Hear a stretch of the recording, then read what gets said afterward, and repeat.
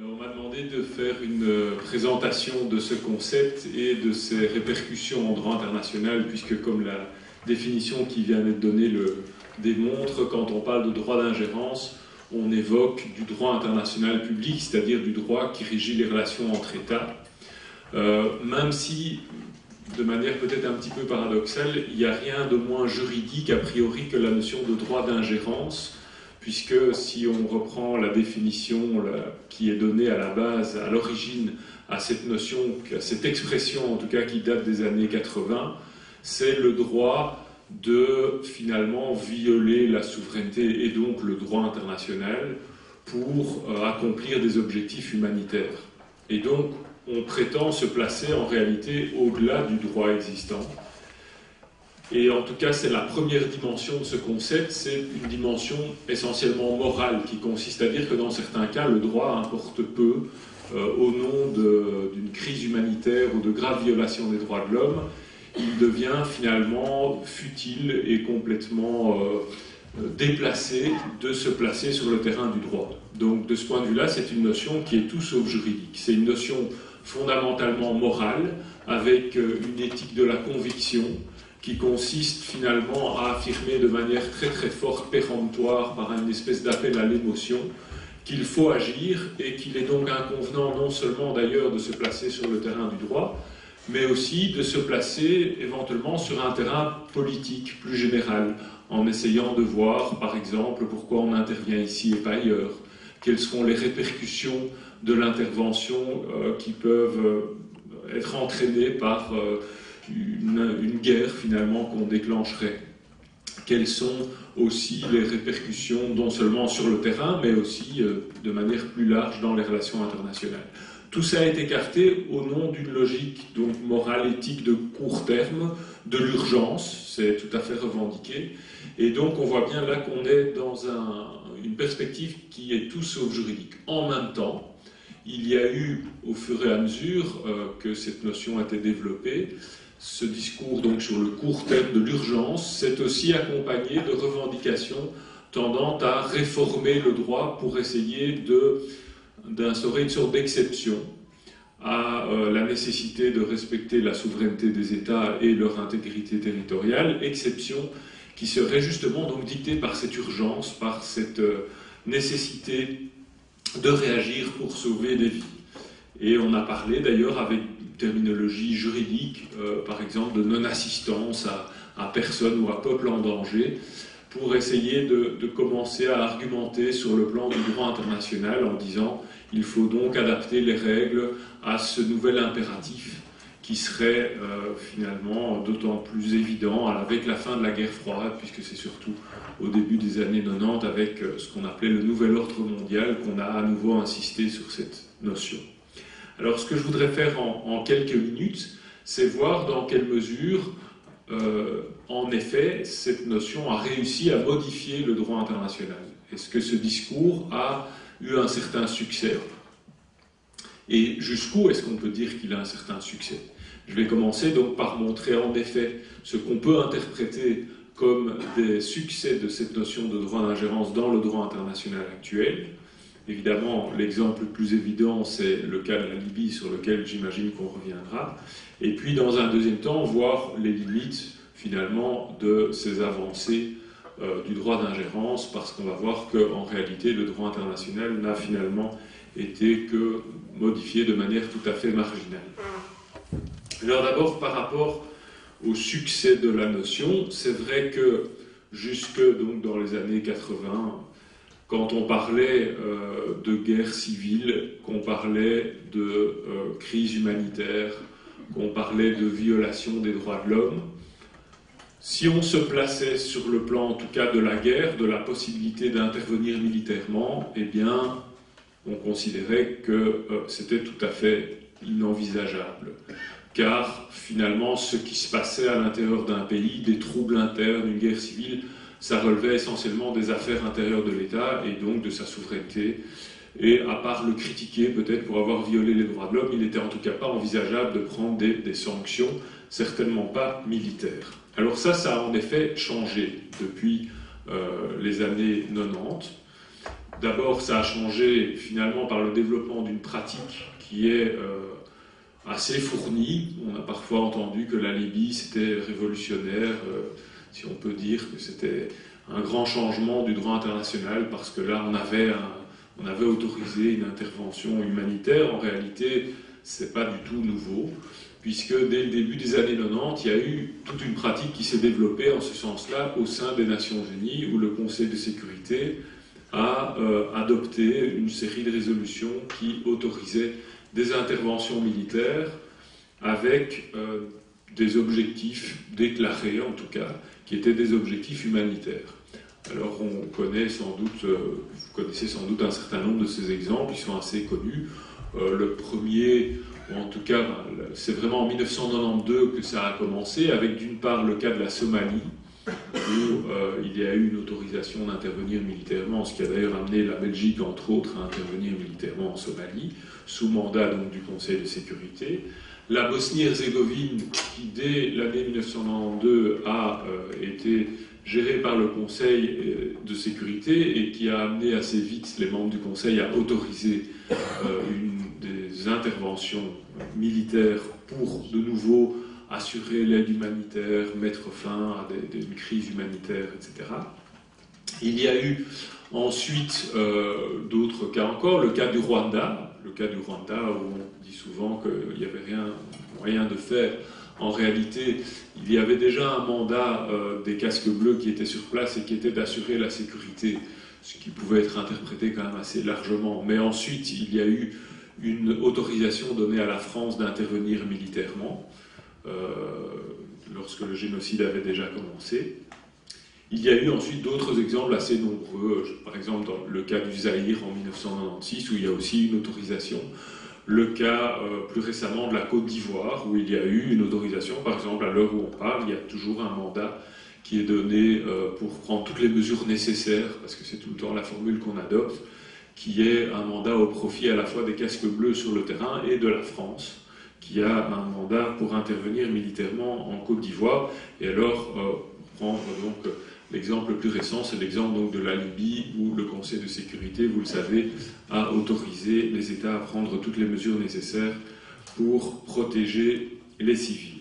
Donc on voit là une pratique qui s'est développée et qui a consisté finalement à interpréter, qui a abouti à une nouvelle interprétation, disons, des textes et en particulier de la Charte des Nations Unies, puisque, comme je l'ai dit, à l'origine, on avait une vision presque géographique des affaires intérieures, en disant les affaires intérieures, c'est ce qui se passe à l'intérieur des frontières, et en matière militaire, en tout cas, personne d'extérieur n'a rien à dire, alors que, avec cette pratique, s'est développée une interprétation selon laquelle le Conseil de sécurité, lui en tout cas, pouvait agir, pourvu qu'il y ait une menace contre la paix internationale. Notion assez floue, puisqu'elle va permettre de qualifier une série de situations de troubles plus ou moins graves, de menaces contre la paix internationale, l'idée étant qu'il ne faut pas attendre que la guerre déborde des frontières, il faut agir au préalable, sont en fait des espèces de guerres préventives sous mandat du Conseil de sécurité des Nations Unies, préventives puisqu'il n'y a pas encore eu une guerre internationale. Or, à la base, la Charte des Nations Unies, normalement, elle est là pour empêcher les conflits internationaux, pas les conflits internes.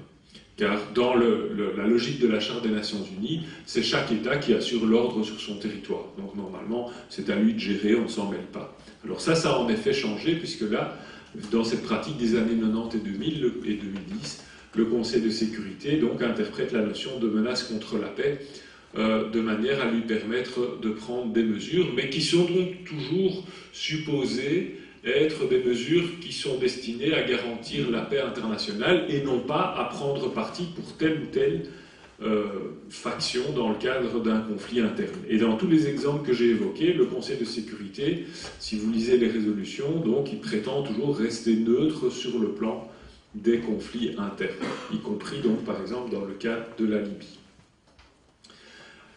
Voilà pour, disons, les succès de cette notion, qui sont quand même considérables d'un certain point de vue, puisque là, on voit bien que l'Organisation des Nations Unies s'estime habilitée à exercer ce qu'on pourrait appeler un droit d'ingérence, dans la mesure où, selon en tout cas l'ancienne conception de la souveraineté qu'on en avait, selon laquelle l'État avait le monopole de la violence sur son territoire sans aucune possibilité d'intervention extérieure, eh bien on voit bien que là, il y a une remise en question.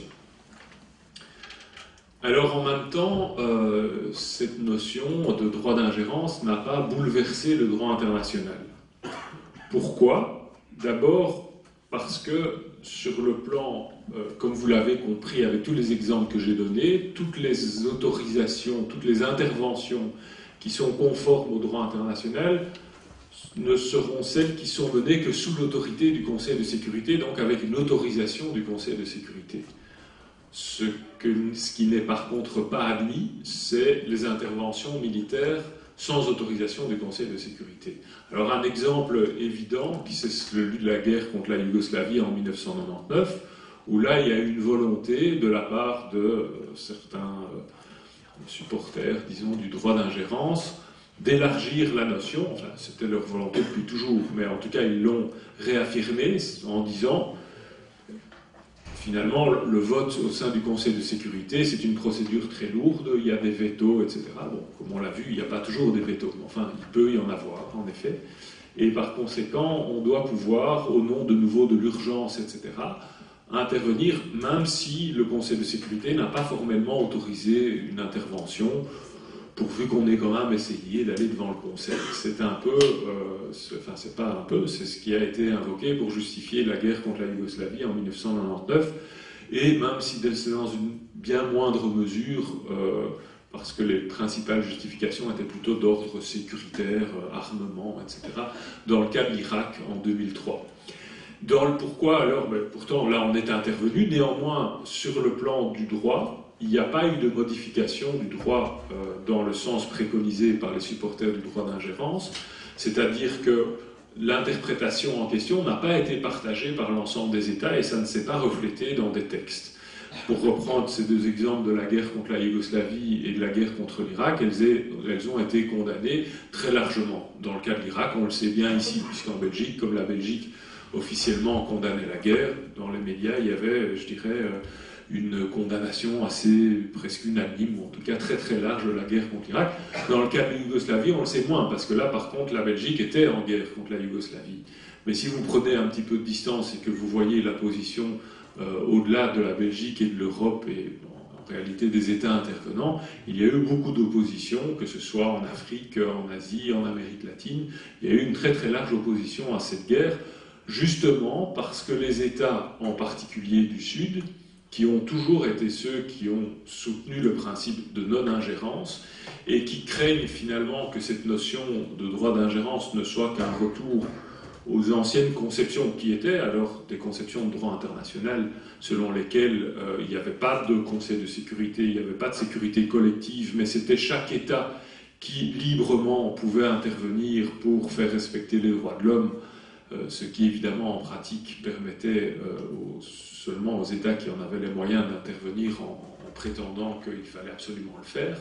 Eh bien, c'est évidemment cette crainte fondée sur une histoire assez fournie d'interventions dites humanitaires qui n'en étaient pas, que les États du Sud ont très majoritairement, et aujourd'hui encore, condamnent toute idée de droit d'intervention humanitaire ou de droit d'ingérence. C'est une expression qui est inaudible dans la plupart des États de la planète, à mon avis, ce qui fait qu'on ne la retrouve d'ailleurs jamais dans les textes juridiques. Jamais vous n'allez trouver cette exception, cette expression-là.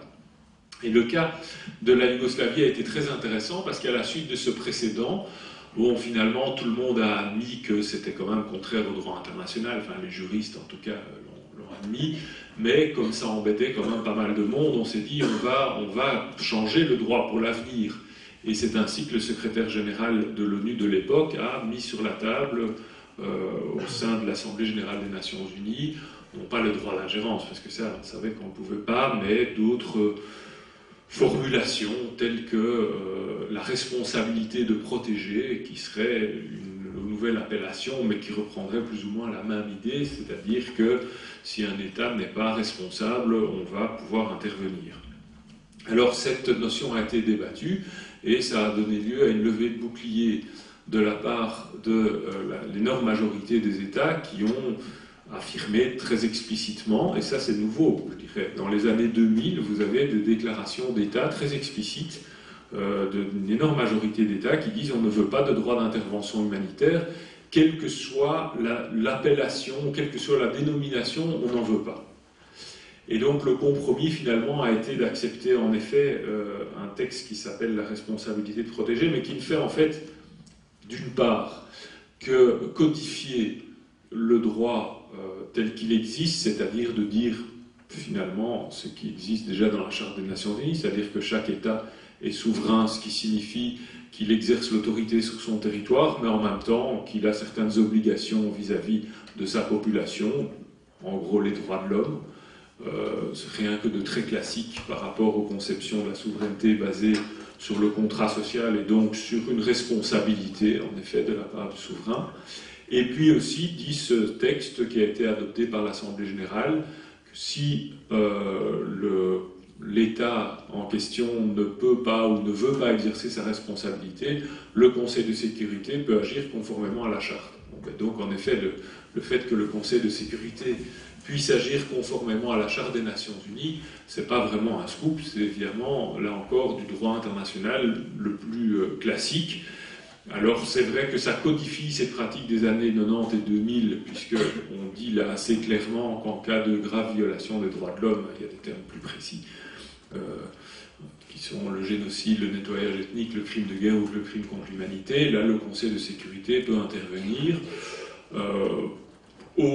conformément à la Charte des Nations Unies, c'est-à-dire pour le maintien de la paix. Bon, voilà, ça codifie une pratique. Je dirais en réalité, si on veut même être plus précis, que c'est un recul par rapport au droit existant, parce que si vous regardez la Charte des Nations Unies, le Conseil de sécurité peut agir en cas de menace contre la paix. Il n'est pas obligé du tout de constater qu'il y a un crime de guerre, un crime contre l'humanité, un génocide ou un nettoyage ethnique. Il peut le faire pourvu qu'il y ait menace contre la paix, sans qu'il soit obligé de démontrer qu'il y a une quelconque violation. La menace contre la paix, c'est quelque chose de très pragmatique, c'est pas du tout juridique. C'est l'idée qu'il y a un risque de conflit armé international. Point à la ligne. Ici, avec la responsabilité de protéger, on a introduit finalement un élément qui est plus restrictif. Mais il ne faut pas prendre ça au sérieux. En réalité, cette notion est une notion plutôt morale qui consiste à pouvoir, qui va permettre d'invoquer cette notion de responsabilité de protéger pour dire qu'il faut faire quelque chose. Mais sur le plan juridique, ça ne change pas grand-chose. Alors en conclusion, on voit que cette notion de droit d'ingérence, elle avait donc, comme je l'ai dit, deux objectifs. Un objectif de long terme qui est de modifier le droit international. On ne peut pas dire que le droit international ait véritablement été modifié. Il a été interprété de manière plus souple depuis les années 90, mais on n'a pas eu besoin de modifier la Charte des Nations Unies. Les pouvoirs du Conseil de sécurité sont assez larges dans la Charte, et c'est donc simplement ça qui a été mis en œuvre. Mais il n'y a pas véritablement de bouleversement. Et par ailleurs, le droit d'ingérence, c'était aussi à court terme l'idée qu'en intervenant, en pouvant intervenir, on allait résoudre, finalement, sauver des vies, etc. Alors là, évidemment, pour porter un jugement, il faut faire du cas par cas, bien entendu, d'une part sur ce qui a été fait, d'autre part sur ce qui n'a pas été fait. Alors j'imagine qu'on aura l'occasion d'en parler tout à l'heure. Je voudrais quand même rappeler que tant les choses sont finalement assez simples sur le plan du droit, surtout depuis les années 2000 et le moment où on a voulu mettre ça dans les textes et où ça a été rejeté de manière très explicite. Alors là, maintenant, c'est devenu extrêmement clair en droit, tant sur le plan des faits, c'est plus compliqué.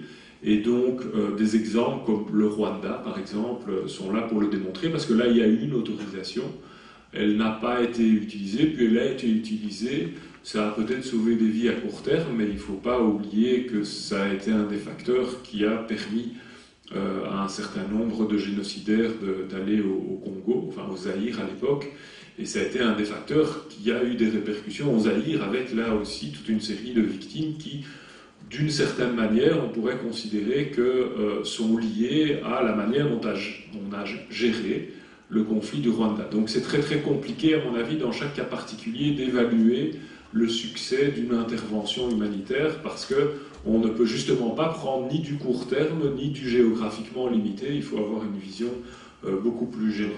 Je vais aborder la question sous deux angles. Le premier, n'étant pas juriste, et donc n'ayant ni la formation ni la déformation surtout, essayer de voir un peu comment les rapports de force géopolitiques vont déterminer, voire influencer, façonner la production des normes mobilisées par la suite, avec un petit point de rappel sur ce que sont les Nations Unies. Je crois que c'est nécessaire pour les non-juristes. La seconde, en mettant la focale sur Israël, j'expliquerai pourquoi. Alors juste une petite parenthèse, ce n'est pas facile de parler d'Israël dans cette université, et je pense qu'il faut le faire. Je ne vous insulterai pas en vous disant que tous les juifs ne sont pas des Israéliens, que tous les Israéliens ne sont pas des juifs, que tous les pro-israéliens ne sont pas juifs et que tous les juifs ne sont pas pro-israéliens. Nous le savons tous et nous pouvons donc débattre sereinement et de manière rationnelle surtout. La seconde partie de mon exposé tentera de faire une petite mise en perspective de la notion d'ingérence. Bon, alors, les Nations Unies, il y a deux types de résolutions. Il y a l'Assemblée Générale des Nations Unies et il y a son bras exécutif qui est le Conseil de Sécurité. Alors, une petite remarque, le Conseil de Sécurité, c'est 15 membres, dont 5 membres permanents. Il y a 5 membres qui sont permanents et 10 autres membres qui ont un mandat de 2 ans. Alors, ces 5 membres permanents sont la continuation du rapport de force qui prévalait lorsque les Nations Unies ont été créées. Alors, vous ne vous étonnerez pas de retrouver parmi ces 5 membres permanents, et c'est la première question évidemment posée, les principaux exportateurs d'armes de la planète, la Chine, la Russie, les États-Unis, la France et l'Angleterre. Le fait qu'il y ait des membres permanents qui ont en plus un droit de veto veut dire par la pratique que les membres permanents échappent aux résolutions des Nations Unies puisqu'ils peuvent les bloquer par un simple veto.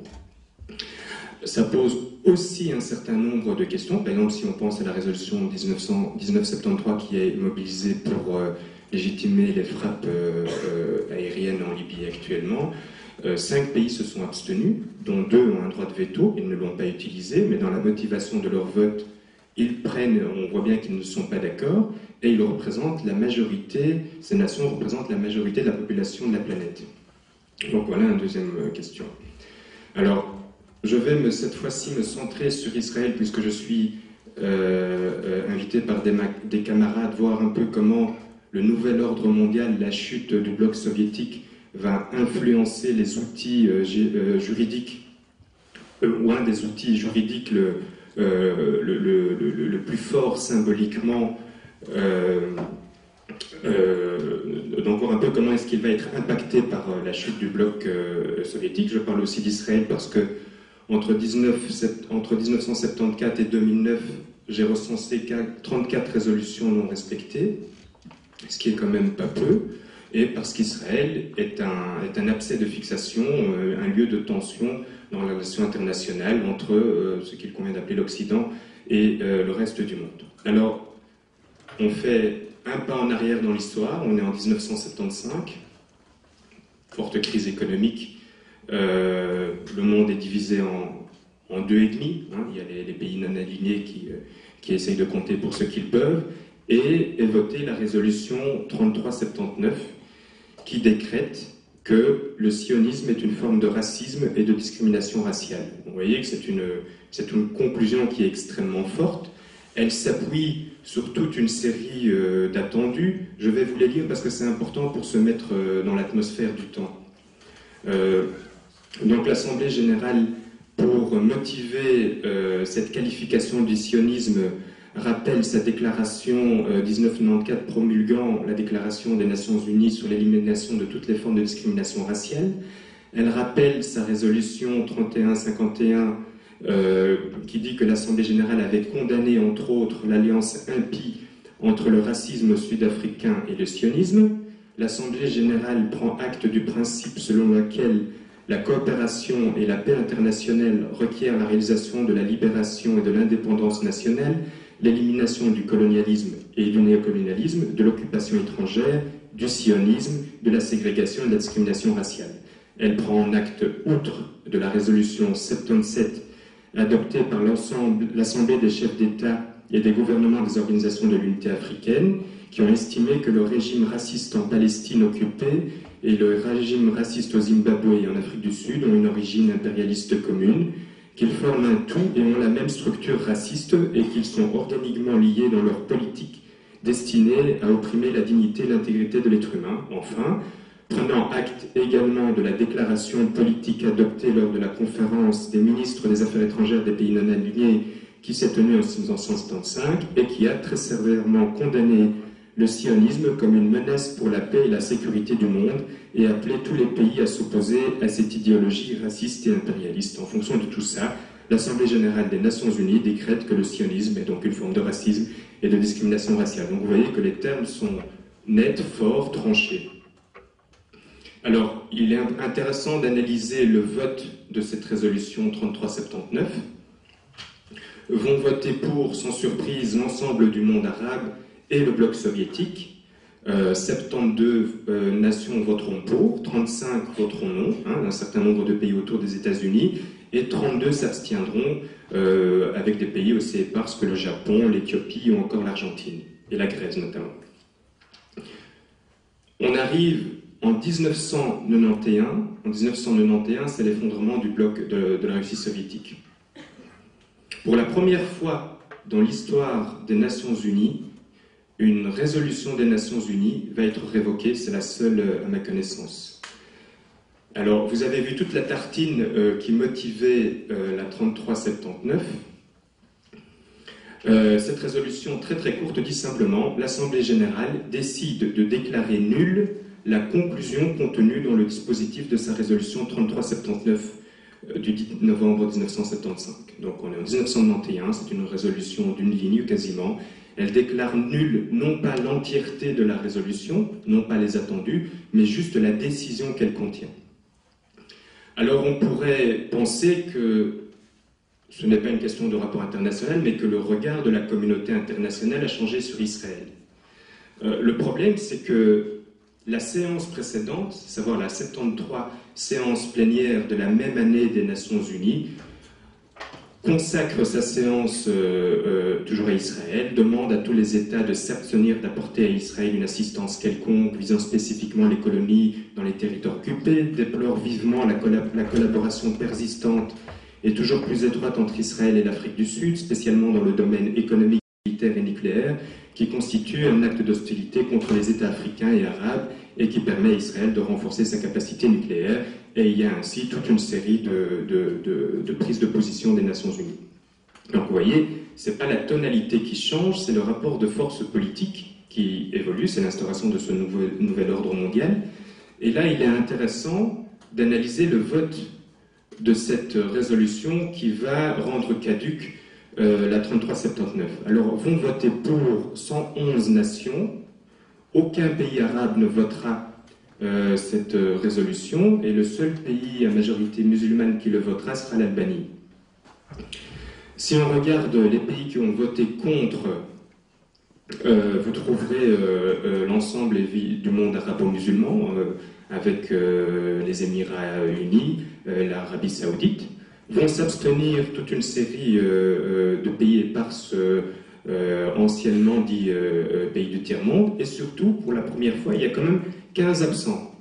Donc il y a plus d'absents que de personnes, d'États qui s'abstiennent, et pour contre, vous trouvez dans les absents le Maroc, le Koweït, la Tunisie, l'Égypte, et toute une série de pays de ce type. Donc, vous voyez un peu comment, finalement, le droit perd et ne peut que perdre, évidemment, de sa légitimité lorsqu'il est autant conditionné par les rapports de force qui vont de la production des normes à leur mobilisation. Et j'en arrive à la deuxième partie de mon exposé, où M. Curtin a bien développé ce qu'était le droit d'ingérence, mais bien évidemment, le droit d'ingérence, où s'arrête le droit d'ingérence, où commence l'influence politique, où commence le jeu de la diplomatie, où commence finalement la politique tout court. En 1900, au début des années 1992-93, il y a un processus électoral en Algérie qui, par exemple, voit la victoire électorale d'une formation politique qui ne plaît pas aux Français. Et les Français vont organiser et soutenir la rupture de ce processus électoral et être en partie responsable, en partie du chaos dans lequel, et de la situation de blocage, on se trouve l'Algérie. Alors on aurait pu parler d'Allende, on aurait pu parler de Mossadegh. Donc vous voyez, il y a mille et une manières de faire de l'ingérence. On peut faire de l'ingérence par des bombes, par de la diplomatie, on peut faire de l'ingérence par la Banque mondiale, par le Fonds monétaire international. Et finalement, la question de cette ingérence ou de cette influence pose la question de la gouvernance mondiale à une époque où nous vivons dans un monde qui est système, qui est où les crises économiques ne s'arrêtent pas, on vient de le voir aux frontières, ni les atomes, comme on le constate également actuellement, ni les migrants. Il faut savoir que si par exemple on regarde les 5 principaux pays d'origine des migrants, des réfugiés politiques, des demandeurs d'asile pour être plus précis, dans l'Union européenne, on se rend compte que ce sont des gens qui viennent de la Serbie, de l'Irak, de l'Afghanistan et de la Somalie. Qu'ont en commun ces 4 pays? Je vous le demande. Tout le monde sait, je suppose. Et puis, il y a donc, si vous voulez, nous vivons dans un monde où la question de la gouvernance mondiale et de sa démocratisation se pose, parce qu'il y a 2 manières de prendre le problème. On peut se dire, les nations se referment sur elles-mêmes, et c'est à contre-courant de l'histoire et de ce que nous vivons, ou alors les nations organisent des prises de décision démocratiques. Alors, au niveau politique, c'est une démocratisation des Nations Unies. On peut rêver, pourquoi pas un jour, sur base du principe, et à voir comment ça se décline, d'un homme, une voix. C'est un principe de régulation économique, et parce qu'il conduit le monde dans l'impasse aujourd'hui, et également des processus de régulation des conditions d'exploitation de la nature. Merci. Moi, je voudrais plaider, si vous voulez, contre le droit d'ingérence d'un point de vue politique. Je ne veux pas aborder la question d'un point de vue juridique. Mais, bon, quand on se trouve devant la crise libyenne, j'ai remarqué l'unanimité de tous les partis politiques belges, des médias, des intellectuels. C'était un tsunami idéologique et il y avait l'urgence d'intervenir, il y avait une colère du fait qu'on n'intervenait pas assez vite. Ça, c'était l'opinion, et l'opinion particulièrement dans la gauche que je vais appeler droite l'homiste, celle qui est représentée, par exemple, si vous avez vu le débat, par les écolos, par Georges-Henri Bautier, etc., et qui, j'utilise le terme de façon un peu polémique, parce que c'est eux-mêmes qui disent qu'ils veulent une politique des droits de l'homme, et pas une politique réaliste, pas une politique respectant le droit international classique. Si vous voulez une alternative à cette politique, vous devez au moins permettre aux gens de ne pas être coincés par la soi-disant urgence des crises. Parce que quand on aura un gouvernement en Belgique, ce qui arrivera un jour ou l'autre, la première chose qu'ils vont faire, c'est prendre des mesures d'austérité. Vous allez en être, vous les étudiants, vous allez en être des victimes, vous pouvez être sûr de ça. On va augmenter les minervales, on va faire ça, on va dire il y a des déficits. Et si vous protestez, on va dire mais qu'est-ce que vous voulez faire? Il y a des déficits. Alors, si vous répondez, la seule façon de répondre à cela, c'est de répondre évidemment globalement, de dire on n'est pas d'accord avec les politiques néolibérales qui ont été suivies, qui ont mené à ces déficits. Et donc, vous devez proposer une alternative globale. Mais on ne peut pas refuser aux gens qui ne sont pas d'accord avec des mesures particulières le droit de proposer une alternative globale. Or, c'est ça ce que je veux proposer contre le droit d'ingérence. Pas simplement dire il ne faut rien faire en Libye, parce que ça, c'est la tarte à la crème qu'on nous sort tout le temps. C'est de dire je ne veux rien faire en Libye, ça c'est vrai, mais je veux une autre politique qui, à mon avis, éviterait ce genre de problème, ou au moins les minimiserait. Alors, la première chose à remarquer, c'est que tous les gens qui ont, en tout cas à gauche, qui ont justifié cette guerre, se sont souvent basés sur l'idée que c'était une no-fly zone, une zone de prohibition aérienne, et rien d'autre, et que l'autorisation de 1973 autorisait ça et rien d'autre. Mais ça, c'est évident, et ça, c'est le gros problème de la responsabilité de protéger, c'est que, et de tout ce qui va dans le sens du droit d'ingérence, c'est que ça ne s'arrête jamais là. C'est impossible, ça il faut être réaliste, et ça c'est ce qui manque terriblement à beaucoup de gens, le réalisme politique, c'est qu'à partir du moment où un gouvernement comme celui de Sarkozy reconnaît les rebelles en Libye, il faudra mettre les rebelles au pouvoir, sinon ils perdent toute crédibilité. Et donc il y a ce qu'on appelle la crédibilité de l'OTAN. Quand il y avait le bombardement de la Serbie, il fallait la crédibilité de l'OTAN qui a amené à l'indépendance du Kosovo, qui n'a jamais été acceptée au niveau international, qui n'était pas dans la résolution qui a mis fin à la guerre. Mais la dynamique des vainqueurs va dans ce sens-là, et la dynamique des appareils militaires va dans ce sens-là, qu'il faut une victoire totale pour les gens qu'on a désignés comme étant les bons. Et donc, cette histoire de no-fly zone, c'est évident que c'est violé. Un exemple que je viens d'apprendre aujourd'hui, mais qui m'a assez choqué, c'est que dans le Sunday Mirror, donc le journal anglais, du 20 mars, on dit que depuis 3 semaines, c'est-à-dire depuis début mars, avant fin février, opéraient en Libye des centaines de soldats britanniques encadrés dans un des corps militaires les plus sophistiqués, les SAS. Et parmi eux se trouvaient 2 unités spéciales, appelées SMASH à cause de leur capacité destructive. Et il y avait dans ces soldats britanniques des petits groupes de la CIA dans le cadre d'une vaste force occidentale agissant dans l'ombre. Et ça, c'est écrit le 20 mars, parlant de 3 semaines avant. Donc, si vous voulez, ça, ce n'est pas légitimé par la résolution de 1973. La résolution de 1973 vient pour légitimer une intervention qui est voulue pour, je ne sais, bon, ça, je ne vais pas m'étendre sur les motifs, mais enfin, qui est voulue. Alors, l'autre remarque à faire, qui est assez polémique, mais c'est que c'est une guerre qui, pour l'instant, maintenant c'est en train de changer, mais pour l'instant, est une guerre américaine. Si vous allez sur le Daily Show de Jon Stewart, qui est un des comiques américains, mais qui est mieux que tout ce que j'ai entendu en Europe dans la gauche, même dans la gauche qui prétend s'opposer à la guerre, il fait remarquer que la première nuit où ils ont envoyé des Tomahawks, des Tomahawks pour détruire les défenses antiaériennes libyennes, il y avait 120 des missiles qui ont été tirés, il y avait 2 qui étaient britanniques, 0 qui étaient français, et tous les autres étaient américains. Et donc, l'immense majorité des bombardements, si vous voulez, sont américains. C'est pas par anti-américanisme, je ne considère pas ça comme un argument contre la guerre, pas du tout, mais c'est une réalité que les gens qui sont pour la guerre ici en Europe devraient prendre en considération. Et je pense que les Anglais et les Américains, les Anglais et les Français maintenant sont assez mal pris parce que les Américains ne veulent pas s'enrober dans un nouvel Irak ou un nouvel Afghanistan. Ça c'est évident chez Gates, c'est évident chez Mullen qui est l'amiral. Ils ont tous dit non, on ne veut pas rentrer là-dedans. Et s'ils laissent les Français et les Anglais se débrouiller, ils vont avoir du mal à mon avis. Mais bon. Mais le problème c'est la logique, si vous voulez, et ça je vais m'étendre là-dessus, je vais revenir là-dessus, c'est la logique du militarisme américain.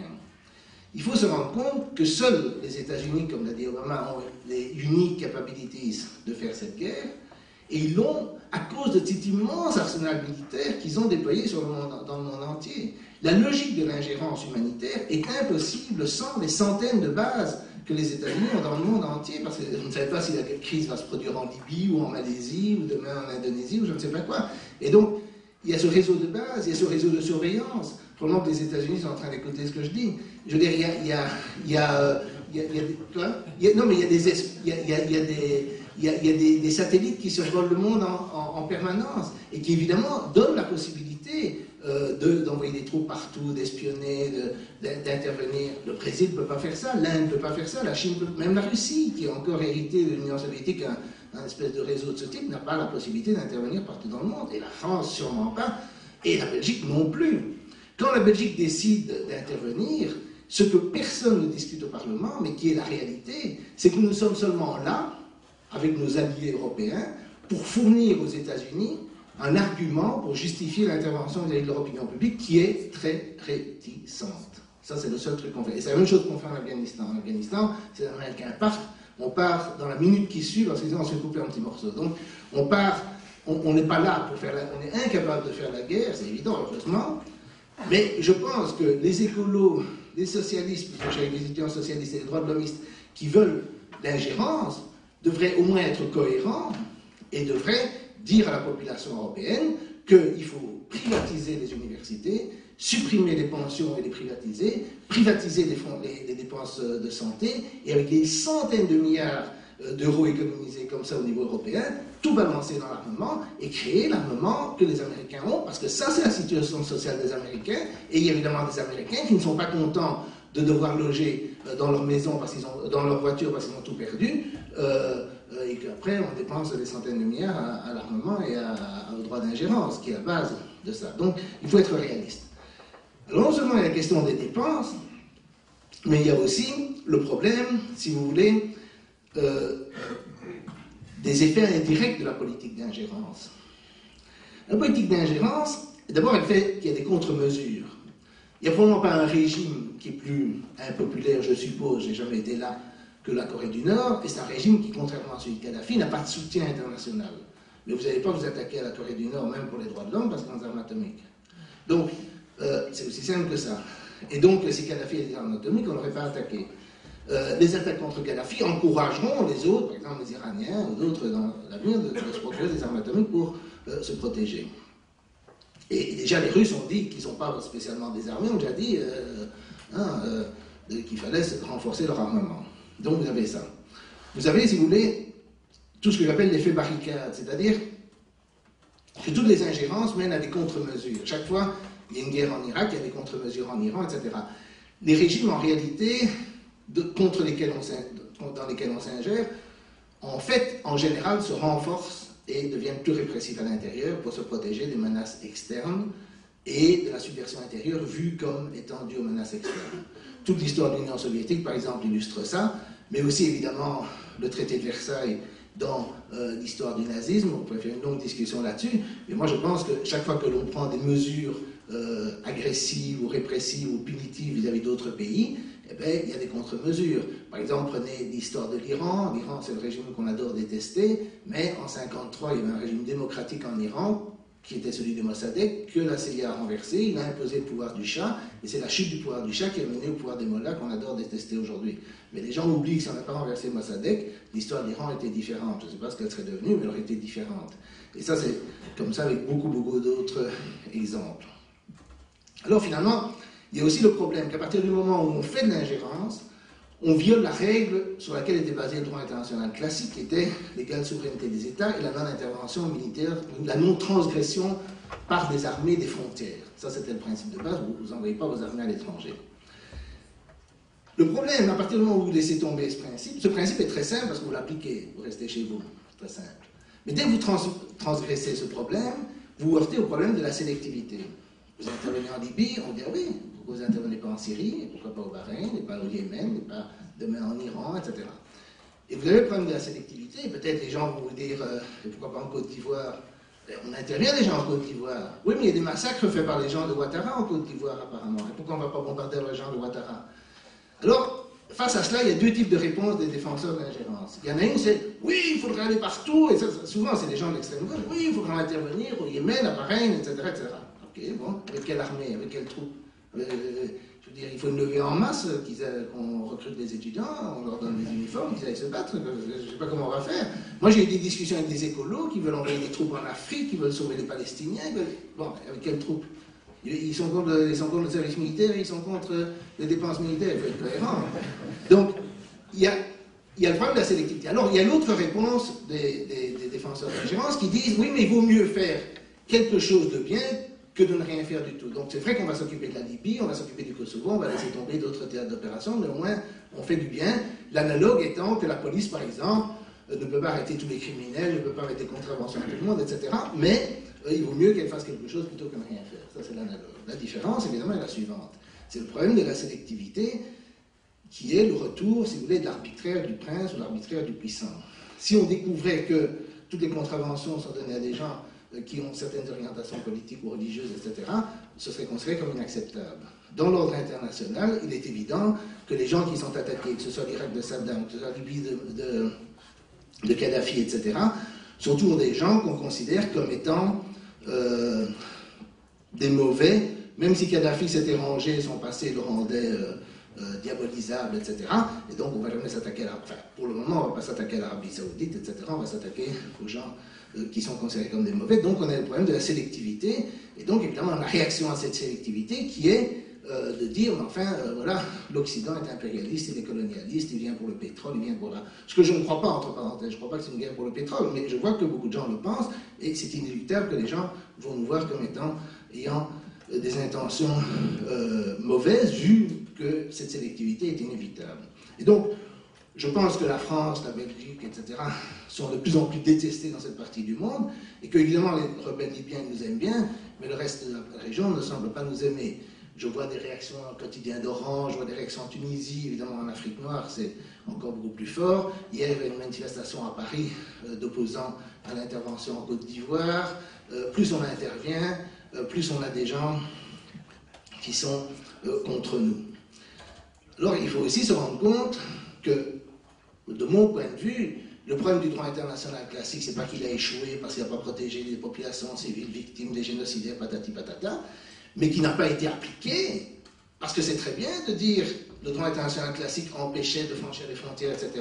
Mais s'il avait été appliqué, il n'y aurait pas de guerre du Vietnam, il n'y aurait pas eu d'ingérence de l'Afrique du Sud dans le pays d'Afrique australe, il n'y aurait pas toutes les guerres israélo-arabes, il n'y aurait pas eu l'ingérence, parce qu'on parle du Rwanda, mais parlons de l'Est du Congo, et parlons de l'ingérence du Rwanda et de l'Ouganda dans l'Est du Congo, qui est une ingérence internationale, contraire au droit international, et qui a fait des millions de morts. Pensons à l'embargo contre l'Irak, pensons à l'intervention de l'Indonésie au Timor, je ne parle pas de l'intervention de la récente indépendance du Timor, je parle de l'intervention de 75, qui a fait aussi des centaines de milliers de morts. Et donc vous avez réellement, littéralement, des morts par millions liés à la violation du droit international.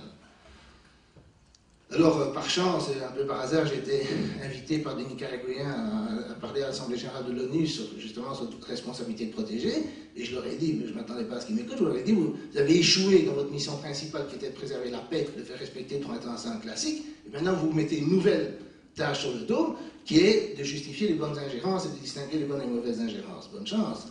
Et je veux dire, pourquoi ils n'essayent pas de faire respecter le droit international classique par les pays puissants, ce qu'ils ont échoué à faire de façon lamentable. Enfin, je ne dis pas que l'ONU n'a servi à rien, je pense qu'elle a servi à beaucoup de choses, mais n'empêche leur tâche principale qui était de faire respecter le droit classique, ils n'y sont pas arrivés. Alors, quelle est l'alternative?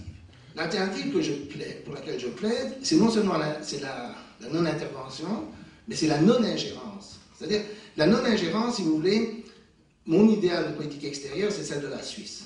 Je veux maintenir la Suisse. Je ne parle pas des banques, je ne parle pas des minarets, je ne parle pas des immigrés, je parle de la politique étrangère en termes du fait que la Suisse n'envoie pas de troupes à l'étranger et ne fait pas partie d'alliances militaires. Et je pourrais prendre d'autres pays, ça c'est vrai, et je viendrai au pays du Sud dans un moment, mais je prends la Suisse parce que c'est un pays riche, c'est un pays démocratique, c'est un pays européen, c'est un pays qui est comme les nôtres, si vous voulez, qui existe ici et qui réalise ce qui est considéré comme utopique quand je propose ça. C'est pas utopique dans le sens où peut-être que l'anarchisme ou le communisme sont utopiques, puisque ça existe, la Suisse existe. Et la Suisse n'envoie pas de troupes à l'étranger, le traité suisse est très strict. Et elle est garantie par une volonté populaire. Je pense que si ça dépendait des élites suisses, ça sauterait. Mais comme il y a des référendums en Suisse et il y a une pression populaire plus forte que chez nous, c'est difficile pour les élites de s'embarquer dans l'OTAN, etc. Alors que par exemple, dans un pays comme la Suède ou la Finlande, où là, de nouveau, les élites veulent aller dans l'OTAN, bien que la population ne veut pas, mais la dérive a tendance à se faire. Pour l'instant, ça n'existe pas en Suisse. Qu'est-ce qui se passerait si tout le monde faisait cela? Mais le problème, si vous voulez, c'est que d'abord, vous n'auriez pas de course aux armements. Parce que si tout le monde défend ses frontières, par exemple en Europe, on ne sait pas à quoi serviraient les armements. On n'aurait pas évidemment l'effet barricade lié aux ingérences dans les pays du tiers-monde, et on n'aurait pas, par exemple, ce besoin de... Quand je dis non-ingérence, pour moi, je ne dis pas que les Suisses font ça, mais c'est non-ingérence tous azimuts, quoi. C'est-à-dire qu'on n'achète pas d'élections, on ne soutient pas un candidat ou un autre, etc. On n'envoie pas d'espions, parce qu'on peut envoyer des espions pour se protéger, mais on le fait chez les voisins, on ne va pas envoyer les États-Unis, on n'a pas besoin d'avoir des espions en Tunisie, etc., pour protéger leurs frontières, ça c'est des conneries. Mais ils disent toujours que c'est la sécurité, mais ça c'est quand même des conneries. Donc, si vous voulez, cette ingérence tous azimuts qui font partout, sur tous les territoires d'opération, dès qu'il y a des troubles ou des révolutions en Égypte, immédiatement les Américains sont sur place, en Tunisie aussi. Qu'est-ce qu'ils foutent là? Pourquoi ils ne restent pas chez eux? Je veux dire, qui laissent les gens se débrouiller. Bien sûr, il y a des tueries, mais les tueries dans le monde qui existent aujourd'hui, je ne suis pas convaincu du tout qu'il y en aurait plus. S'ils laissaient les gens se débrouiller, sans ingérence. Alors il y aurait peut-être aussi, s'il n'y avait pas d'ingérence, il y aurait peut-être une véritable communauté internationale qui n'existe pas, parce qu'aujourd'hui la communauté internationale est très isolée, oui. Okay. La communauté internationale est très isolée. Ce qu'on appelle la communauté internationale, c'est quelques États puissants. Mais comme l'a fait remarquer Olivier, c'est rejeté dans l'ensemble du monde, notre droit d'ingérence. Et donc, moi, je pense que nous devons plaider pour une politique de paix, et je ne suis pas du tout convaincu que ce soit utopique, non seulement parce que ça existe en Suisse, mais aussi parce que les États-Unis sont en perte de vitesse, et l'Angleterre après la guerre, a dit plus rien à l'est de Suez, et en fait, il n'y avait plus rien à l'ouest de Suez non plus. Ils ont dû abandonner le colonialisme, l'Europe a dû abandonner le colonialisme, et les États-Unis devront abandonner leur empire sous la force de leur crise économique, militaire, etc. Je vais peut-être terminer par une citation d'un diplomate chinois qui a écrit une lettre, enfin, je ne vais pas donner son nom, mais il dit qu'on lui a demandé pourquoi les Chinois sont abstenus. Alors il dit quand le diplomate chinois était d'accord avec l'Occident pour sanctionner la Libye, j'ai dit qu'il était stupide. La dernière fois, il s'est abstenu de voter, ainsi que la Russie et deux autres pays. Mais ils n'ont pas utilisé leur pouvoir de veto. Je ne sais pas comment les diplomates occidentaux nous ont roulés. Ils ont peut-être promis de ne pas utiliser la force ou de ne pas envahir la Libye. Je ne sais pas exactement ce que la résolution de l'ONU dit. Il y a beaucoup de trucs dans des négociations de l'ONU. Il y a même des négociations sur le commerce du style, si vous laissez la résolution passer, on vous donnera ci, on vous donnera ça, etc.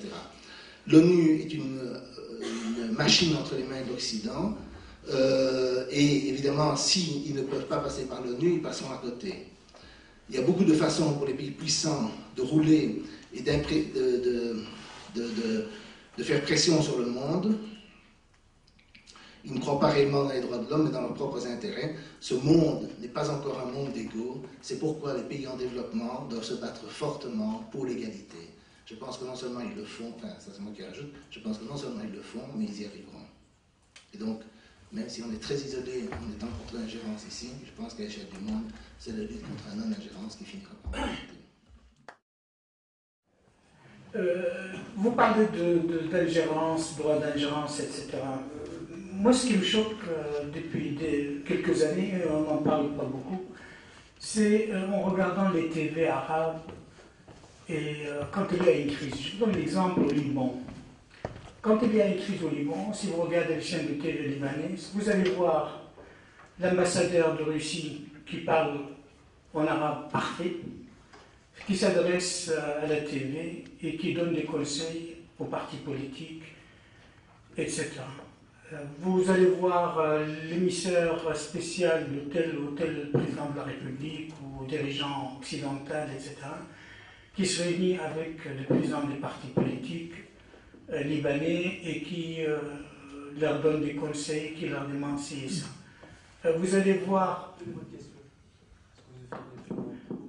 c'est une observation, hein, c'est pas une... parce qu'on n'en parle pas malheureusement ici, mais c'est ça ce qui aboutit aux crises que nous avons dans nos pays arabes aussi. Donc, vous allez voir un émissaire de ministre des Affaires étrangères américain qui va aller dans telle ville au Liban rencontrer les parlementaires locaux pour essayer de diriger leur manière de vote.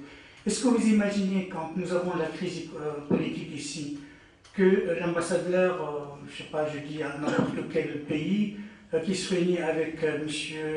Elio Di Rupo pour lui dire que, allez, vous devez finir avec votre crise aussi en Belgique et vous devez faire ci et ça. Et je crois que c'est ce genre d'ingérence politique qui se répète partout dans le monde arabe et qui est visible. Mais bon, nous, on ne réfléchit pas et ici, on ne se rend pas compte. Mais c'est une ingérence visible dans tout dans nos pays arabes. À cela s'ajoute tout ce qui est économique. Nos pays, on s'est rendu compte, enfin certains se sont rendus compte maintenant que ce sont des pays très riches. Nos pays, nos sociétés qui fonctionnent convenablement, elles sont rachetées par des multinationales et on a tout dévalisé. Alors, est-ce qu'on ne peut pas parler en droit international de crimes économiques? Donc, il y a des crimes de guerre, etc., mais des crimes économiques qui ont abouti à l'appauvrissement total de nos pays arabes et ce qui a abouti aux révoltes. Ma question posée sur la situation en Côte d'Ivoire. Donc, ce matin, j'ai entendu que le président Ouattara demandait à la France d'intervenir par rapport à ce qui se passe à Abidjan. Et je voulais savoir, dans ce cas bien précis, que dit le droit international par rapport à ça? Donc, dans le cas d'un président qui a été élu, qui est reconnu par la communauté internationale, est-ce que ce président peut faire appel à la communauté internationale pour intervenir? Est-ce qu'il peut donc demander à un pays d'intervenir? Je vous disais que comment se fait-il qu'aujourd'hui, dans le droit international, qu'il y ait cinq pays qui disposent du droit de veto et qui forment justement cette dictature internationale. C'est-à-dire qu'il suffit qu'un seul dépose son veto et que voilà, il n'y a pas de sanctions par rapport à l'État d'Israël. Monsieur Chicha a rappelé donc tout ce qui se fait à l'intérieur de cette assemblée pour justement ne pas condamner l'État d'Israël. Mais maintenant, j'ai envie de savoir un peu la solution. C'est-à-dire que voilà, on voit qu'il y a une dictature, on voit qu'il y a une impasse justement pour aller vers une justice. Mais qu'est-ce qui se fait? Est-ce qu'il y a une remise en question? Est-ce qu'il y a des gens, des politologues ou des docteurs ou des spécialistes en droit international qui disent qu'il faut réformer ceci, que ça ne peut pas marcher? Donc est-ce qu'il y a cette volonté à l'intérieur de l'ONU? Par rapport à la Côte d'Ivoire, là il y a un président qui demande à un autre pays de l'aider à gagner un conflit interne, en gros c'est ça. Alors il faut distinguer deux choses. D'abord le droit international général et puis le cas particulier des résolutions du Conseil de sécurité qui ont été adoptées dans le cas de la Côte d'Ivoire. En droit international général, en principe, dans le cadre d'un conflit interne, les autorités, les rebelles d'abord, ne peuvent pas obtenir un appui d'autres États. C'est assez curieux d'entendre ces derniers temps que, par exemple, le Royaume-Uni dit on ne va pas armer les rebelles parce que la résolution 1970 l'interdit.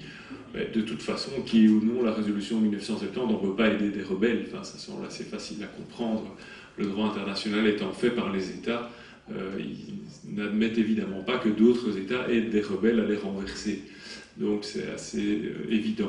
Dans le cas d'un gouvernement, par contre, qui tente d'obtenir un appui extérieur pour combattre et vaincre les rebelles, là, le droit international est aussi plutôt de type non-interventionniste, le droit international traditionnel de nouveau, mais qui n'a pas été modifié sur ce point. C'est-à-dire que les gouvernements ne peuvent normalement pas obtenir d'appui pour gagner une guerre civile, sauf si les rebelles sont déjà aidés de l'étranger et qu'il s'agit en quelque sorte alors d'une contre-intervention. C'est-à-dire qu'on estime à ce moment-là que le principe de non-intervention ayant été violé en premier au profit des rebelles, le gouvernement peut à son tour obtenir un appui extérieur. Et c'est pour ça que dans la plupart des cas, lorsqu'un gouvernement appelle à l'aide pour essayer de gagner une guerre civile, il va toujours dire que les rebelles sont armés de l'étranger, ce qui d'ailleurs est souvent le cas. Mais même si ce n'est pas le cas, on va quand même le dire. C'est-à-dire qu'un gouvernement n'admettra pas que le peuple veuille, ou qu'il y ait des rebelles qui veuillent le renverser. Il va dire que ces rebelles sont en réalité pas des rebelles, mais sont des criminels. Bon, il y a évidemment toute une terminologie qui va être modifiée selon qu'on veuille qualifier les mêmes personnes de combattants de la liberté ou de terroristes. Mais en tout cas, le gouvernement va toujours dire qu'ils sont aidés de l'étranger. Alors dans le cas de la Côte d'Ivoire, ce qu'il y a, c'est qu'on n'est pas dans un régime de droit international général parce qu'il y a des résolutions du Conseil de sécurité et que le président en question, certes, d'une part a été élu, mais surtout a été élu à la suite de toute une série de résolutions du Conseil de sécurité adoptées depuis 2003 qui ont prévu finalement la passation de pouvoir. Et le président Gbagbo n'est resté en poste à partir de 2005 que grâce à l'ONU. En fait, il a été soutenu par l'ONU. À la fois en 2003, lorsqu'il y a eu, fin 2002, début 2003, lorsqu'il y a eu la tentative de coup d'État contre lui, il a été soutenu par les États étrangers, dont l'ONU. L'ONU l'a maintenu en place après 2005, alors que son mandat avait expiré. Il avait été élu en 2000. Mais l'ONU a prévu des élections en 2010. Et lorsqu'il a perdu les élections, là, l'ONU a reconnu l'autre candidat aux élections. Alors, est-ce que pour autant la France peut intervenir pour soutenir Ouattara? La France, comme je le disais tout à l'heure rapidement, a obtenu un mandat pour aider les casques bleus à accomplir leur mandat. Et dans le mandat des casques bleus, normalement, il y a aussi la facilitation de la transition dans le cadre du processus électoral. Donc ça ne paraît pas complètement aberrant de le dire, il faudrait analyser plus précisément le mandat, il faudrait en tout cas d'abord qu'il y ait une volonté de l'ONU de le faire. Alors si l'ONU demande de le faire et demande à la France de l'aider, la France pourrait le faire. Voilà. Alors ça, de nouveau, c'est une réponse assez technique, je dirais, ce n'est pas parce qu'on peut le faire qu'il faut le faire, mais en tout cas c'est une possibilité. C'est pour ça que c'est comme l'histoire de la résolution 1973, la no-fly zone, mais la 1973 va beaucoup plus loin en fait, parce qu'elle dit toutes les mesures nécessaires pour la protection des civils, donc elle ne dit pas que la no-fly zone. Alors elle exclut les forces d'occupation, mais enfin avant d'occuper un pays, c'est pas juste envoyer quelques membres des services secrets sur place pour aider les rebelles. Enfin bon, le vrai problème, il n'est pas tellement là, je pense. Le vrai problème, c'est plutôt, ce sont des problèmes plus généraux. Là, le droit donne des outils, et il ne donne pas une solution, il ne donne pas une politique. C'est pour ça que vous dites, est-ce que des spécialistes de droit international ont réfléchi à réformer le droit international? Mais ce n'est pas à eux spécialement de le faire. C'est aux politiques. Quand on disait oui, mais le droit, il perd sa légitimité lorsqu'il dépend des rapports de force. Mais il dépend toujours des rapports de force, heureusement. Je veux dire, je ne vois pas trop de quoi d'autre il dépendrait que de rapports de force. C'est-à-dire que si on veut changer le droit, on change le droit. Donc le droit, il ne sera jamais que la résultante de ça, donc ce sont des outils. Alors si on ne les utilise pas, ça c'est pas un problème juridique. Le fait qu'on n'applique pas les résolutions qui condamnent Israël, c'est pas un problème juridique, ça, c'est un problème de volonté politique. C'est ça le véritable problème. Dans le cas de la Côte d'Ivoire, c'est surtout, je pense, ça aussi le vrai problème. Mais sur le plan technique, à mon avis, la France a beaucoup de possibilités. Alors quand on ne veut pas les exercer, on dit qu'on ne peut pas parce que le droit international nous l'interdit. En réalité, souvent, c'est pas ça le problème. Le problème est souvent beaucoup plus fondamental. Il est politique. Pas sur cette question, mais j'aime assez votre première intervention sur la question de la guerre économique. Et peut-être un mot en réaction à Jean, dont je partage grosso modo l'ensemble de l'analyse, mais pas la conclusion. La Suisse, c'est un exemple type de pays qui n'a pas d'armée, qui ne fait pas de l'ingérence militaire, mais qui est à la base de toute une série de circuits de blanchiment d'argent, de soutien occulte à des dictatures. Et donc, honnêtement, je ne crois pas que dans un monde comme le nôtre, à l'ère qui est la nôtre, nous puissions influencer les jeux d'influence, la quête d'hégémonie d'un espace politique sur un autre. Je pense que ce que l'on peut faire, c'est de tenter de le démocratiser. Et c'est nécessaire pour gérer nos crises économiques, c'est nécessaire pour gérer les catastrophes environnementales qui s'annoncent ou qui sont déjà là, comme ce qui se passe au Japon. La question économique est centrale dans la question de la mondialisation. Je veux dire, de deux choses l'une, soit nous revenons sur un monde d'États-nations refermés sur elles-mêmes, ce qui semble être à contre-courant de l'histoire. Je crois que le concept même de nation aujourd'hui s'effrite tout doucement avec la construction de grands groupes régionaux qui doivent apprendre à interagir entre eux. Et donc, comment injecter de la démocratie là-dessus? Comme vient de dire Olivier, le problème n'est pas du droit, c'est des rapports de force qui sous-tendent à la production des normes ou de leur application. Donc, il faut mettre de la démocratie là-dedans. Et je pense, pour répondre à ta question, que le jour où la démocratie s'installera durablement en terre arabe, parmi les voisins d'Israël, et que ces instances supranationales de décision, au plus elles seront démocratiques, au plus les voix des peuples seront entendues, et au plus l'ethnocratie israélienne sera remise en question dans son principe premier. Et enfin, pour revenir sur la question encore des guerres économiques, il y a eu une tentative, je ne me souviens plus de mémoire, mais je pense qu'elle a été avortée. C'est la tentative de traîner devant les tribunaux Petrofina, détenu par Albert Frère, pour son soutien à la junte militaire en Birmanie. Donc voilà des cas d'exemple, effectivement, où on a un soutien à un régime qui est d'un archaïsme, d'une brutalité qui se fait sans armes, qui se fait par la voie du capitalisme, du commerce. Donc je ne pense pas que l'on puisse, sans doute au niveau de la dialectique, du droit, mais vous savez, comme disait un auteur dont je ne reviens plus sur le nom, Finkelstein par exemple dit une chose intéressante, il dit l'ordre mondial capitaliste actuel en termes de victimes fait autant de morts que bien plus qu'un certain nombre de grandes catastrophes militaires, par exemple. Et mourir de faim ou mourir sur une bombe pour celui qui meurt, je ne suis pas sûr qu'il voit une différence. Donc je pense qu'il faut poser la question, évidemment, de manière politique et la décliner suivant les différents aspects. Mais je ne pense vraiment pas que la Suisse soit une solution. La Côte d'Ivoire, moi je veux bien savoir qui a vraiment objectivement compté déclarer qui était le président vainqueur et comment est-ce qu'on a fait une enquête sérieuse là-dessus sur les élections en Côte d'Ivoire, parce que ça a été déclaré par le vainqueur, Ouattara, a été déclaré par la soi-disant communauté internationale, mais qui de nouveau est très restrictive et qui n'a pas nécessairement des moyens d'enquête sur place. Donc ça, je voudrais savoir ce qu'il en est. Mais, par exemple, sur la question évidemment de l'ONU, il y a peut-être des gens qui réfléchissent. Mais on n'est quand même pas croire, il faut vraiment tomber dans l'idéalisme universitaire pour croire que des gens qui ont gagné une guerre où des dizaines de millions de gens sont morts vont abandonner leur droit de veto parce qu'il y a des juristes qui leur proposent de le faire. Je veux dire, le rapport de force est là. Alors, ce qui pourrait changer effectivement, c'est si les populations à l'intérieur de ces pays-là essaient de lutter pour un monde plus égalitaire. Mais quand il y a une guerre comme la Libye, toute la population, enfin pas toute la population, à mon avis s'en fiche, mais toute la population éduquée, tous les intellectuels, tous les médias, tous les hommes politiques, etc., se précipitent derrière cette guerre. Donc si vous voulez, il n'y a aucun espoir que ça change de l'intérieur, ni de l'extérieur, parce que l'Inde, le Brésil, etc., ne vont pas prendre le pouvoir par les armes à l'ONU. Donc ça doit changer, parce qu'il y aura petit à petit un déclin, un effondrement de l'Occident, mais ça ne va changer que pour ces raisons-là. Alors pour la Suisse, encore une fois, j'ai vraiment précisé, je ne parlais ni des banques, ni de l'immigration, ni des minarets, etc., uniquement de la politique militaire qui est de protéger son territoire et de ne pas intervenir à l'extérieur. J'ai insisté là-dessus.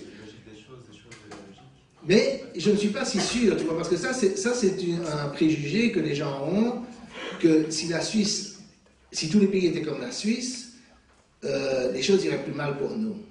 Au point de vue de l'ingérence de ce qu'on appelle ce que tu appelles l'ingérence économique ou de l'exploitation. Mais ça, c'est pas ça. C'est un long débat. On aura un débat un jour là-dessus, mais c'est pas si simple. Parce qu'il ne faut pas oublier que les gens qui suivent. C'est d'ailleurs assez intéressant qu'au Conseil de sécurité, les gens qui sont pour la guerre sont les pays qui suivent une logique relativement militariste et qui perdent les guerres économiques, c'est-à-dire les États-Unis, la France et l'Angleterre, et les gens qui sont contre la guerre sont les BRIC et l'Allemagne, qui sont les pays qui sont forts dans la guerre économique et qui sont faibles sur le plan militaire. Donc c'est assez intéressant de voir, Petra, ça fait un très bon article là-dessus, où il y a une opposition, si vous voulez, entre les pays qui jouent la carte de l'économie et ceux qui jouent la carte de la guerre. C'est assez intéressant quand on dit que les deux sont liés, parce que c'est pas si simple. Et tu vois, la question de l'exploitation, oui, bon, on aura un débat un autre jour là-dessus. Mais aujourd'hui, on a un débat sur l'ingérence et on ne peut pas. Moi, encore une fois, tu vois, je suis pour le commerce. Le commerce, mais le commerce sans revolver sur la tempe. C'est-à-dire, s'il n'y a pas de militaire si tu es derrière, si je te prête de l'argent, si tu ne me rembourses pas, je ne sais rien faire parce que je m'envoie les troupes de l'argent. Donc, c'est d'ailleurs un peu la situation de la Chine et le Japon vis-à-vis des États-Unis. Ils prêtent de l'argent, mais ils ne sont pas sûrs de le revoir. Moi, je suis presque sûr qu'ils ne le reverront pas. Mais je veux dire, il y a ce problème, si tu veux, que quand tu essayes de penser au capitalisme, si tu pensais au capitalisme sans rapport de force militaire, les choses seraient différentes. On pourrait discuter du capitalisme, mais ici, on parle des rapports de force militaire. Or, mon point de vue, c'était de défendre l'idée d'une politique active de paix. Et une politique active de paix, c'est une réorientation, effectivement, comme tu dis, renfermement sur les frontières. Mais qu'est-ce que ça a de mal de défendre ces frontières? Ce que je trouve extraordinaire, par exemple, dans les transformations de la gauche, c'est Écolo. Quand Écolo a été créé dans les années 70, ils ne voulaient pas défendre les frontières. Leur théorie explicite, c'était que s'il y avait une invasion, à l'époque uniquement pensée uniquement à l'invasion soviétique de la Belgique, ils ne se défendraient que de façon non violente. Aujourd'hui, ils approuvent le fait qu'on envoie des troupes en Afghanistan, qui ne nous a rien fait. Pourquoi? Pour sauver les femmes, bon, paraît-il. On envoie des troupes en Libye pour sauver les insurgés à Benghazi, paraît-il. Mais la transformation idéologique depuis les années 70, je parle de retournement sur Israël, mais le retournement sur l'ingérence, c'est inouï. C'est inouï. Parce que je trouvais que l'opposition dans les années 70 était excessive et je ne suis pas. On me dit toujours, est-ce que tu es pacifiste? Et non, si la Belgique est attaquée, je trouve qu'on a le droit de se défendre, elle ne risque pas d'être attaquée. Mais n'empêche, le principe est que les pays ont le droit de se défendre s'ils sont attaqués, donc je ne suis pas pacifiste. Quand il y avait des objecteurs de conscience dans le temps, c'est les gens qui disaient, on nous attaque, je ne porte pas les armes. Non, on ne leur disait pas, vous n'allez pas vous battre en Afghanistan, la personne qui aurait pensé à se battre en Afghanistan à l'époque. Pendant la guerre du Vietnam, on n'a pas envoyé un soldat au Vietnam. Les Américains l'ont fait tout seuls. Maintenant, on est les laquais portent les armes. Il faut réfléchir à tout ça avant de réformer l'ONU.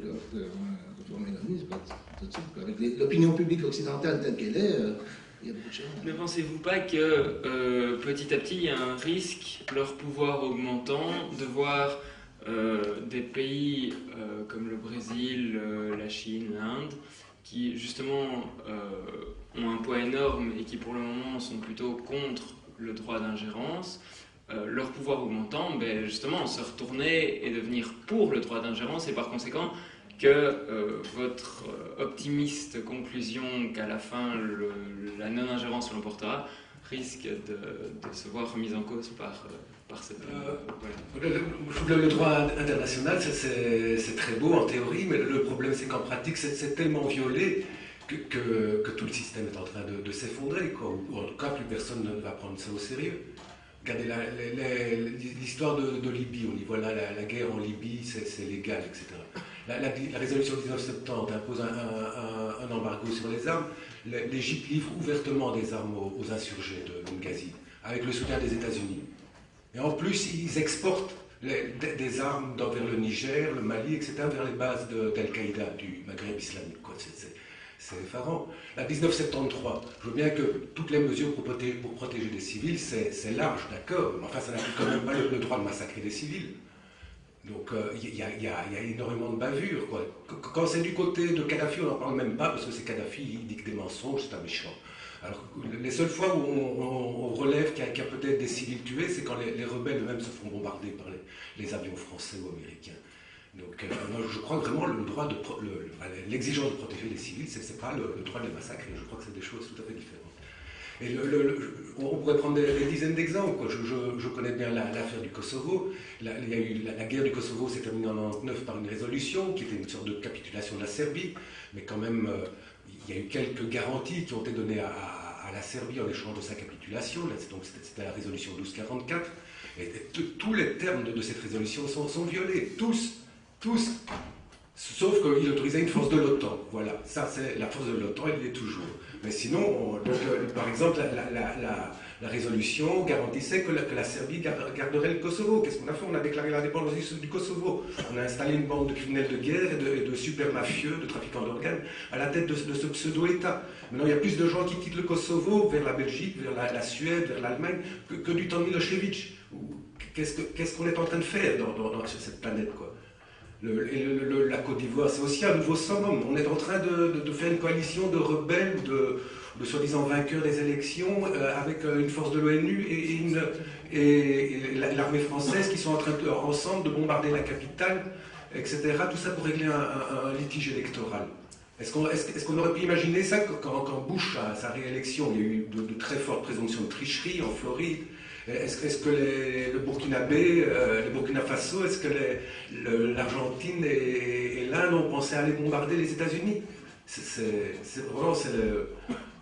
crois que le titre de la conférence était bien choisi. Voilà, le droit d'ingérence du plus fort. C'est évidemment ça. Une question pour M. Corten. Je vous ai entendu dire à la radio, si je ne me trompe pas, que vous étiez prêt à considérer l'intervention comme bonne si elle respectait strictement les termes de la résolution de l'ONU. Et j'aimerais bien savoir quelles ont été les tentatives de résolution pacifique ou diplomatique faites par l'Occident avant l'intervention, si on l'a eu ou pas. Et d'autre part, puisque l'intervention est basée sur la responsabilité de protéger, quelles étaient les preuves au moment où elle a été votée qu'il y avait effectivement des massacres? Parce qu'on a parlé des 6000 morts, mais concrètement, quelles étaient les vraies preuves? Et si à l'avenir, on apprenait que, comme c'est déjà arrivé, par exemple pour le Kosovo, que la situation n'était pas celle qu'on pensait, la résolution, ne pourrait-on pas considérer la résolution comme illégitime? Il est juste, et ça Karl Polanyi le montre, que le développement du capitalisme et de la finance mondialisée s'accompagne de longues périodes de paix. Moi je veux bien, mais les armes c'est aussi un commerce. Et quand on vend des armes aux Libyens, on fait du commerce avec eux. Alors on pourrait dire, on ne vend pas d'armes, mais qui décide de ne pas vendre d'armes? Et à qui? Et sous quelles conditions? Donc on retombe à chaque fois sur les mêmes questions de gouvernance qui dépassent l'espace politique, considéré qu'il soit national ou régional.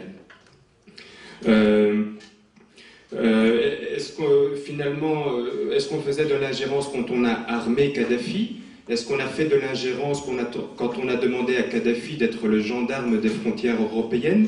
Est-ce qu'on fait de l'ingérence lorsqu'on valide les dispositifs répressifs des pays de Maghreb en conditionnant la coopération au développement à un rôle de chien de garde des frontières européennes? Évidemment, bien entendu.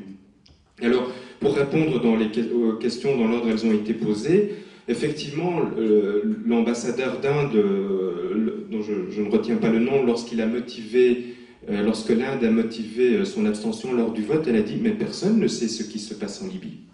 Donc, quelqu'un d'aussi bien informé que le représentant de l'Inde aux Nations Unies l'a dit clairement « nous ne savons pas ce qui se passe ». Il est à noter, on va très rapidement mesurer le degré d'humanisme et de morale dans l'intervention occidentale. Depuis le 1er avril, le Conseil de transition libyen demande un cessez-le-feu. Kadhafi, le fils de Kadhafi et ses émissaires sont en train de négocier à Londres une transition de régime. Ça a été rapporté aujourd'hui par la BBC. Donc les deux parties demandent une solution politique. Alors, nous avons un Occident qui, par ses frappes, et je précise, et c'est dommage que Eric n'est pas là, puisque c'est lui qui me l'a expliqué, il m'a clairement expliqué, donc, et c'est quelqu'un que j'admire beaucoup, et donc j'étais super content de le rencontrer ce soir. Donc la zone d'exclusion aérienne n'a rien à voir avec les bombes. Hein. Les bombardements est fait uniquement au motif de sauver des civils. Alors je ne comprends pas comment on peut sauver des civils en bombardant une ville comme Tripoli. Ou alors, lorsque vous lisez dans la presse, nous avons bombardé Smirte, le fief natal de Kadhafi. Et quoi? Être né dans le même bled que Kadhafi, ça vous condamne à la mort? Alors, y a-t-il eu des tentatives de solutions politiques? Mais oui, mais elles n'étaient pas occidentales. Erdogan a fait le go-between à Kadhafi et il lui a proposé une solution qu'il a acceptée. Ça a été relayé par Al Jazeera, mais absolument pas dans le monde occidental, qui était une transition du pouvoir sous la supervision de la Turquie et de Malte. Et Erdogan, c'est pas un rigolo, je veux dire, il a les moyens de faire respecter diplomatiquement, et s'il le faut, pourquoi pas militairement. Le 18 et le 19, la Ligue africaine, et elle est d'importance parce que Kadhafi jouit d'une certaine réputation dans un certain nombre de pays africains, avait annoncé un go-between entre la rébellion et Kadhafi. Les Nations Unies ont refusé à la Ligue africaine les laissez-passer nécessaires. Donc oui, il y avait des tentatives de solutions politiques. Les bombes pleuvent sur la Libye. L'avantage militaire de Kadhafi n'a pas été renversé. C'est pourquoi la rébellion a l'intelligence de ne pas accepter le baiser de Judas des Occidentaux, parce qu'elles ne veulent pas, les Libyens ont l'intelligence d'éviter un scénario à l'afghane ou à l'irakienne. La démocratie, ça ne s'instaure pas à coups de bombe. Donc aujourd'hui, en synthèse à cette question, les deux parties, la raison libyenne veut une solution politique, nous verrons quelle sera la raison du plus fort sur cette affaire. Alors, au niveau des médias, moi, en ce qui me concerne, je suis tout à partir d'Al Jazeera et la BBC. De manière étonnante, j'ai trouvé même la couverture de BBC bien plus objective que celle d'Al Jazeera, qui, à mon avis, a dû subir quelques pressions étant donné la zone. Donc, en regardant, si vous regardez sur Internet en anglais, vous regardez ce que l'agence de presse iranienne publie, ce que les Turcs publient, les Brésiliens, les Indiens, Al Jazeera et la BBC mettent, et vous avez vraiment une information extrêmement riche et des choses que vous n'entendrez jamais dans les Occidentaux, sur les chaînes mainstream, à part la BBC. Pour la question sur la légitimité de l'intervention en Libye, d'abord, premier élément, et par rapport aussi à d'autres interventions, moi je ne suis pas là pour défendre le droit international, et je fais du droit international, d'autres font de la physique, d'autres ne sont pas là pour défendre la physique. Moi je ne suis pas là pour défendre le droit international. Le droit international, c'est le reflet des rapports de force, donc il change tout le temps. Et donc on sera ou pas d'accord avec son contenu selon son évolution et aussi selon les domaines. Alors c'est pour ça que moi je fais peut-être par exemple une différence entre, je sais pas, le droit international économique qui organise le système, disons, économique mondial actuel et que personnellement je ne cautionne pas du tout, et ce qui explique sans doute que je n'en fais pas, et je préfère faire du droit international, notamment dans le domaine militaire où, de mon point de vue, c'est pas un si mauvais système que ça, puisqu'il est plutôt pacifiste. dans la mesure où il autorise le recours à la force qu'en légitime défense pour défendre ses frontières, ou dans le cas d'une autorisation du Conseil de sécurité, mais dans des conditions quand même assez difficiles de vote, qui font que c'est assez difficile d'en obtenir, puisqu'il y a le droit de veto, que moi je considère comme très bon, contrairement à vous, enfin certains d'entre vous, puisque ça veut dire que ce sera d'autant plus difficile d'obtenir une autorisation. Parce que les votes, si vous supprimez le droit de veto, on les obtient comment? On l'a vu encore dans le cas de la Libye, où 3 États de l'Union africaine ont voté pour la résolution, alors que quelques jours avant, ils s'étaient prononcés contre toute forme d'intervention militaire étrangère. Donc comment ça se fait? Il y a eu des pressions, il y a eu des avantages qui ont été donnés. Mais les votes, je me rappelle aussi des voyages de l'administration Bush dans les capitales des pays africains et autres au Conseil de sécurité fin 2002, début 2003, pour essayer d'obtenir les voix, parce qu'on parle du droit de veto, il faut 9 voix. S'il y avait eu 7 abstentions pour la résolution 1973, elle ne passait pas. Il n'y avait que 8 voix pour, et ça ne passe pas. Droit de veto ou pas, peu importe, il faut 9 voix. Et il faut avoir 9 voix. Pour avoir ces 9 voix, vous pouvez essayer d'en obtenir en faisant pression, en achetant, en donnant des avantages. Mais pas le droit de veto, vous pouvez peut-être aussi le faire, mais ce sera beaucoup plus cher. Ce sera beaucoup plus cher d'obtenir ces voix-là. Et donc le droit de veto, moi je me rappelle encore en effet au moment de la guerre contre l'Irak, j'étais très content du droit de veto. Je me disais, ça va quand même vraiment pas être évident pour eux d'obtenir une résolution. Alors deuxième chose, justement, si je mets le cas de la Libye en perspective avec le Kosovo, on en a parlé. Je me rappelle dans le cas de la guerre contre la Yougoslavie. Personnellement, moi j'étais totalement opposé à cette guerre. Pourquoi? Pour 2 raisons. D'une part, en effet, il n'y avait pas d'autorisation du Conseil de sécurité, malgré ce que les États ont essayé de dire pour essayer de se couvrir malgré tout. Et d'autre part, je trouvais que la cause de cette guerre, qui était finalement de favoriser la sécession du Kosovo, était une cause que je ne soutenais pas du tout. Je trouve que le combat politique des rebelles, en l'occurrence kosovars, j'y étais totalement hermétique. Je trouvais que c'était un projet nationaliste, sécessionniste, auquel je n'adhérais pas du tout. Alors dans le cas de la Libye, là c'est différent, malgré tout. Parce que dans le cas de la Libye, il y a eu une autorisation, elle est là. Alors évidemment, elle ne permet pas de massacrer les civils, je n'ai jamais entendu personne dire ça. Bon, en tout cas, elle est là. Et d'autre part, la cause des rebelles, là, par contre, je la trouve plutôt légitime de vouloir renverser Kadhafi, personnellement. Donc, je suis assez mal à l'aise de venir dire, comme vous le dites à la radio, en tant que spécialiste du droit international, on me pose la question de la légitimité de la guerre. Si je dis non, elle n'est pas légitime, oui, elle a été autorisée, bon, les rebelles ont peut-être une cause légitime, mais moi je ne la trouve pas légitime. Je ne vois pas très bien quelle va être ma crédibilité la prochaine fois qu'on va mener une guerre en dépit d'une résolution du Conseil de l'absence d'autorisation. Parce que là, on va me dire, écoutez, de toute façon, vous vous dites toutes les guerres sont toujours illégitimes, donc vous n'êtes pas crédible, vous êtes là comme spécialiste du droit international. Finalement, c'est jamais possible pour vous qu'il y ait une guerre légitime.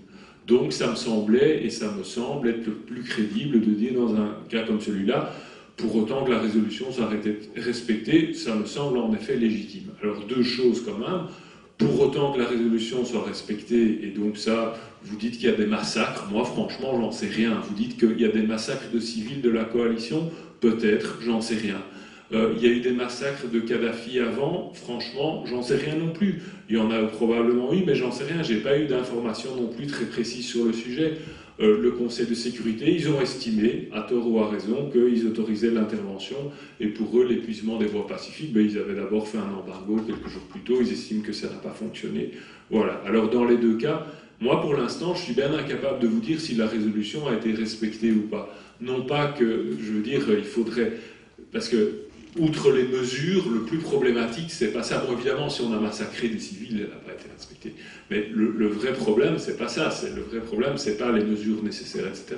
C'est l'objectif. L'objectif de la résolution, et c'est uniquement pour ça qu'elle a été adoptée, c'était protéger les civils, c'était pas renverser Kadhafi, c'était pas l'amener à la cour pénale, c'était pas autre chose. Et donc, si l'objectif est là, peut-être l'histoire nous le dira, mais en tout cas, c'est ça la question, et d'aller au-delà, alors l'intervention n'est pas légitime. Alors, par ailleurs, comme je l'ai dit aussi, me semble-t-il, le problème, c'est que, en termes de légitimité, on ne peut pas se limiter à une action. C'est-à-dire qu'il faut avoir une politique cohérente. Et la politique cohérente, ça, on ne l'a pas. Parce qu'on a dit, en effet, avec le nouvel ordre mondial, on va faire respecter les résolutions partout. On ne l'a pas fait. Donc là, il y a un problème de cohérence et il y a un problème de légitimité beaucoup plus fondamental, en particulier parce que les mêmes États qui interviennent en Libye étaient des alliés du gouvernement libyen. Enfin, je veux dire, on ne peut pas... C'est pour ça que moi, personnellement, et aussi, comme manifestement d'autres à cette table, je privilégiais plutôt la voie de l'Union africaine qui, apparemment, en effet, a et a toujours une volonté d'essayer de régler le conflit. Et personnellement, à ce stade-ci, et on revient de nouveau, est-ce que la résolution a été respectée? Est-ce qu'il est encore nécessaire de poursuivre la guerre? Ou est-ce qu'il ne faut pas plutôt négocier avec qui? Avec évidemment Kadhafi et son régime. Et donc, si on continue la guerre sans négocier, là, sincèrement, on peut commencer à avoir des doutes sur la conformité de l'action avec la résolution. Parce que les moyens nécessaires, ça évolue avec le temps aussi. C'est-à-dire qu'à partir du moment où maintenant le rapport de force a été modifié, on pourrait considérer que ce qui est nécessaire, c'est effectivement le dialogue, comme c'est prévu aussi dans la résolution de 1973. Sur la question de savoir si la résolution de 1973 a été violée, dans la mesure où elle dit toutes les mesures nécessaires pour protéger les civils, si vous laissez ça à l'interprétation des Américains, ils vont vous dire, voilà, on a envoyé des Anglais, ils ont envoyé des forces spéciales depuis le début mars, armer et entraîner les rebelles, mais c'est pour protéger les civils, donc c'est OK. Le 25 février, dans le Guardian, par exemple, on écrit que les officiers britanniques, le 25 février, sont en train de contacter des personnels libyens de haut rang pour les mettre au pied du mur, abandonner Kadhafi ou être jugés avec lui pour crimes contre l'humanité. Donc on instrumentalise la Cour pénale internationale. J'ai toujours pensé que cette Cour ne valait rien parce qu'elle ne servirait qu'à augmenter les guerres, mais c'est de nouveau soi-disant la transformation du droit international, juger les crimes contre l'humanité, etc., est utilisé par les puissants. Rien de pareil ne serait accepté dans le droit interne, par exemple, un truc où une puissance va utiliser la menace de procès pour avoir un gain politique. Alors effectivement, dans l'article 2 prévoit donc la résolution. Dans l'article 2 de la résolution de 1973, d'abord, elle veut un cessez-le-feu, et puis elle demande un dialogue qui débouche sur des réformes politiques nécessaires à un règlement pacifique et durable. Et donc, de nouveau, vous pouvez interpréter ça comme vous voulez. Tout le problème est politique. Le problème, c'est que vous avez une interprétation qui est celle des pays agresseurs, et puis vous avez une autre interprétation qui est celle du reste du monde. Mais le droit, malheureusement, à mon avis, ne tranche pas de façon non ambiguë, parce que le terme « toutes les mesures pour protéger les civils » est ambigu. Sur les informations, je vous conseille aussi de regarder Russia Today, qui s'appelle RT maintenant, parce que ça c'est une source non occidentale, mais qui n'est pas nécessairement Al Jazeera, et qui vous donne encore un troisième point de vue sur la situation. Alors pour le BRIC et l'ingérence, le problème, si vous voulez, c'est que, oui, je pense effectivement que ce risque arrive, mais il faut voir que le rapport de force militaire aujourd'hui est tel entre les États-Unis et le reste du monde, qu'à moins d'un effondrement complet, ce qui peut arriver, je ne vois pas très bien comment les autres pourraient s'ingérer au-delà de ce qui est légitime. C'est-à-dire qu'ils pourraient renforcer le rapport de force. Mais évidemment, si on regarde l'histoire du XXe siècle, l'Europe a dominé le monde au début du XXe siècle et maintenant elle ne domine plus rien du tout. Donc, si vous voulez, il y a eu 2 guerres mondiales entre les deux. Donc, évidemment, s'il y a des transformations de cette ampleur-là, je ne sais pas ce qui peut se passer. Mais sans transformation de cette ampleur-là, je ne vois pas les BRIC s'ingérer, ou la Chine, par exemple, s'ingérer d'une façon inacceptable, parce que je ne vois pas comment les États-Unis les laisseraient faire, vous comprenez? Je pense qu'il pourrait y avoir un renversement. C'est pour ça que je suis modérément optimiste, mais je ne suis pas si optimiste que ça, parce que Ron Paul, par exemple, aux États-Unis, lui, il dit, enfin, c'est un truc plus ou moins indirect, mais il dit que le seul espoir, c'est l'effondrement économique des États-Unis. Parce qu'aux États-Unis, vous avez à droite les néoconservateurs qui veulent faire la guerre à tout le monde, et à gauche, vous avez les impérialistes humanitaires qui veulent aussi faire la guerre à tout le monde. Et donc, vous avez des guerres de droite et des guerres de gauche. Les guerres de droite, c'est des guerres préventives pour maintenir la sécurité, c'est la guerre en Irak et en Afghanistan, et les guerres de gauche, c'est des guerres préventives pour défendre les droits de l'homme. Dans les deux cas, on accepte la violation totale du droit international au nom de la guerre préventive. Mais l'opinion de l'élite est dominée par ces trucs-là des deux côtés. Donc moi, je ne suis pas très optimiste. Alors, sur l'indifférence et le droit d'assistance aux personnes en danger, un chiffre qui est donné quelque part par Chomsky, c'est que on considère qu'il y a eu 8000 personnes qui sont mortes par jour pendant le génocide au Rwanda. Il fait remarquer qu'il y a le même nombre de personnes qui meurent de maladies en Afrique tous les jours. Alors, est-ce qu'il y a un devoir d'assistance aux personnes en danger pour ces gens-là? Est-ce que les dépenses militaires gigantesques que l'on fait vont être... Est-ce qu'il y a un devoir d'assistance pour assurer l'eau potable à l'humanité entière, qui serait quelques journées de dépenses du Pentagone? La question de la non-assistance en personnes en danger est faite de façon ultra sélective, toujours dans le fait que l'assistance doit être militaire. Si l'assistance était civile, on dit on n'a pas d'argent, si vous voulez, il y a les écoles, la recherche, etc. Mais dès que c'est une intervention militaire, alors subitement tout le monde a les doigts sur la couture du pantalon, c'est ça? Et que je ne suis pas d'accord, moi je suis d'accord pour l'assistance à personnes en danger, mais vous pouvez accueillir des réfugiés si vous avez trop d'argent, vous pouvez faire toutes sortes de choses autres que la guerre. Et donc je ne suis pas d'accord avec cette idée d'indifférence, je pense qu'elle est sélectivement utilisée à des fins militaires. Alors, je vais terminer, bien que ça n'a rien à voir avec vos questions, par une citation que j'ai vue dans le quotidien d'Oran. L'écrivain dit « Mon père m'a raconté une histoire quand j'étais petit, c'était pendant la période coloniale. Clémenceau, le président du Conseil français, visitait l'Algérie, et était arrivé à la porte d'une ville. Un Algérien l'accueillant lui dit « C'est mon père qui a ouvert cette ville à la France. » Et Clémenceau lui répond « Monsieur, chez nous, on appelle cela un traître. » Je pense que les normes morales de la présidence française ont beaucoup changé depuis quelques années.